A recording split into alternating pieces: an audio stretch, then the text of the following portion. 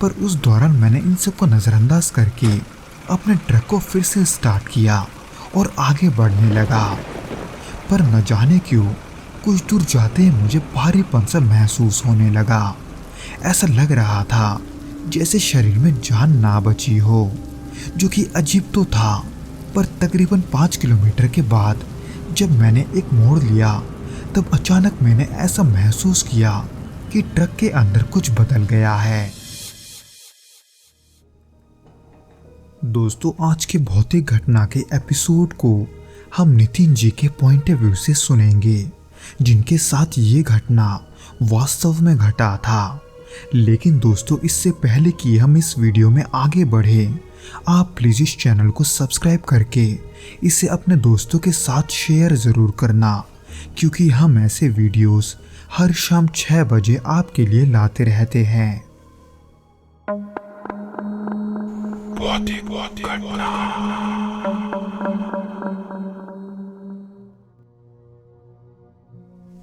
ये घटना 2011 की है, जो कि मेरे और रघु के साथ हुआ था। उस समय मैं एक ट्रक ड्राइवर के तौर पर काम करता था और रघु वो मेरा सहायक हुआ करता था। हम दोनों कई वर्षों से इस काम में थे और ट्रक चलाने का हमारा अनुभव काफी लंबा था। लेकिन उस रात जो हुआ वो ना तो हमने देखा था और ना ही उसके बारे में कभी सुना था। उस घटना के दिन हम NH-44 के हाईवे से होकर आंध्र प्रदेश से बेंगलुरु की ओर जा रहे थे। हमारे ट्रक में चावल की बड़ी खेप थी, जिसे हमें समय पर डिलीवर करना था। तब रात के लगभग 11 बज रहे थे और बरसात का मौसम होने के वजह से बाहर हल्का बारिश का माहौल बना हुआ था। उस समय हाईवे पर आमतौर की तरह ही गाड़ियां चल रही थी, पर बारिश के वजह से थोड़ा धीरे। पर उसी दौरान अचानक मुझे वहाँ की ठंडी हवा में एक अजीब सी गंध आने लगी, किसी मरे हुए जानवर की। हालांकि मैंने पहले इसे ये सोचकर नज़रअंदाज किया कि रास्ते में कहीं कोई जानवर मरा होगा, लेकिन लगभग आधे घंटे के सफ़र के बाद भी वो बदबू नहीं गया, जो कि इतना बुरा बदबू था कि उसके वजह से रघु, जो कि अपने सीट पर थक हार के सोया हुआ था, वो नींद से जाग गया। हालांकि उसने मुझसे इस बदबू का वजह पूछा, लेकिन मुझे भी इसका कोई कारण नहीं पता था। जिसके ठीक कुछ ही देर के बाद मैंने सड़क के बीचों बीच एक लड़की को खड़ा देखा, जिसने सफ़ेद कपड़े पहने हुए थे, लेकिन वो फटे पुराने और गंदे थे। और वो लड़की मेरी तरफ ऐसे हाथ हिला रही थी जैसे उसे किसी मदद की ज़रूरत हो, और उसके नज़रों में कुछ ऐसा था जो हमें बेचैन कर रही थी। खैर, मेरे ट्रक के रोकते ही वो लड़की हमारे पास आई और कहने लगी कि उसे पास के एक ढाबे तक जाना है। उस समय हम हाईवे के जिस हिस्से पर थे वहाँ आसपास कोई ढाबा नहीं था, जो कि मैंने उस लड़की से भी कहा, पर वो ये कहते हुए उस ट्रक पर चढ़ गई कि वो ढाबा मेरे रास्ते पर ही पड़ेगा। पर मुझे ये समझ में नहीं आया कि आखिर उस लड़की को ये कैसे पता चला कि मैं कहाँ जा रहा हूँ। पर उस दौरान मैंने इन सबको नज़रअंदाज करके अपने ट्रक को फिर से स्टार्ट किया और आगे बढ़ने लगा। पर न जाने क्यों कुछ दूर जाते ही मुझे भारीपन सा महसूस होने लगा। ऐसा लग रहा था जैसे शरीर में जान ना बची हो, जो कि अजीब तो था।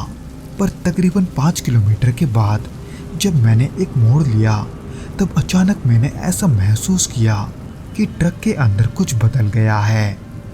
वहाँ कुछ तो ऐसा था जिसके वजह से मुझे बेचैनी होने लगी थी। जिसके ठीक बाद ही मैंने अपने कंधे पर एक हाथ महसूस किया, जो कि रघु का था। लेकिन जब मैंने रघु की तरफ देखा तो वो काफी घबराया हुआ लग रहा था। पर मेरे पूछने पर भी उसने अपने परेशानी का कारण नहीं बताया, क्योंकि शायद वो डर के मारे कुछ कह नहीं पा रहा था। उसने बस मेरी सीट के पीछे बने कैबिन की ओर इशारा किया और वहीं पर एकटूक देखता रहा। पर अब जब मैं ट्रक चला रहा था तो ऐसे में मैं पीछे नहीं देख सकता था, इसलिए मैंने रियरव्यू मिरर से पीछे देखने की कोशिश की। पर जैसे मेरा ध्यान रियरव्यू मिरर पर गया वैसे ही मेरी सांसें थम गई, क्योंकि वो लड़की ठीक मेरे पीछे बैठी थी, लेकिन अब उसका चेहरा बिल्कुल बदल चुका था। उसकी आंखें अजीब सी थी और उसके होठों पर एक खौफनाक मुस्कान थी, जो उस मुस्कान के साथ मुझे और रघु को ही देख रही थी। उस लड़की का वो रूप इतना भयानक था कि उसे देखकर मेरा शरीर सुन पड़ चुका था। डर के मारे मेरे हाथ पैर कांपने लगे थे और दिल तेजी से धड़कने लगा था। उस पर मैंने दोबारा रघु की ओर देखा, जो कि घबराते हुए मुझे बस यही इशारे कर रहा था कि ये जगह ठीक नहीं है। पर उस दौरान हमारे पास वैसे ही बैठे रहने के अलावा कोई और रास्ता भी नहीं था। पर फिर कुछ ही देर में ट्रक का इंजन भी अजीब आवाज करने लगा और ऐसा लगा जैसे ट्रक की गति धीमी पड़ रही है, यानी कि वो ट्रक अपने आप बीच रास्ते में बंद पड़ गई थी। ठीक उसी दौरान मैंने दोबारा अपने पीछे देखा, पर वहां का खौफनाक नजारा अब भी नहीं बदला था, यानी कि वो लड़की वो अब भी मेरे पीछे थी।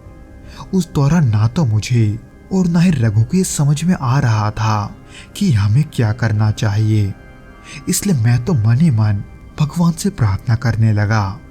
उस समय मुझे इतना डर लग रहा था कि मैंने डर के मारे हिलना तक बंद कर दिया।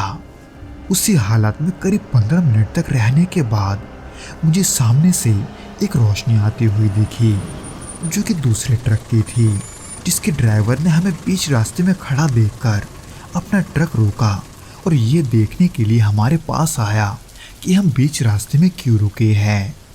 पर उस आदमी के आते ही जब मैंने दोबारा रियरव्यू मिरर में देखा तो वो लड़की वो अब वहां से गायब हो चुकी थी। जिसके बाद ही जब वो आदमी हमारे करीब आया तब हम पसीने से लथपथ थे। पर क्यों, ये हमने उसे नहीं बताया, क्योंकि हमें खुद भी ये नहीं पता था कि अभी हमारे साथ क्या हुआ था और क्यों। उस रात हमने किसी तरह से खुद को संभाला और आगे का सफर तय किया, लेकिन वो घटना आज भी हम दोनों के जहन में जिंदा है।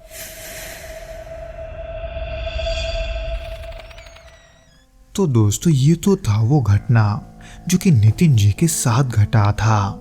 उम्मीद करता हूँ कि आपको ये पसंद आया होगा, और अगर आया हो तो प्लीज़ इस वीडियो को लाइक करके इसे अपने दोस्तों के साथ शेयर ज़रूर करना और हमें कमेंट करके ये ज़रूर बताना कि आपको ये वीडियो कैसा लगा।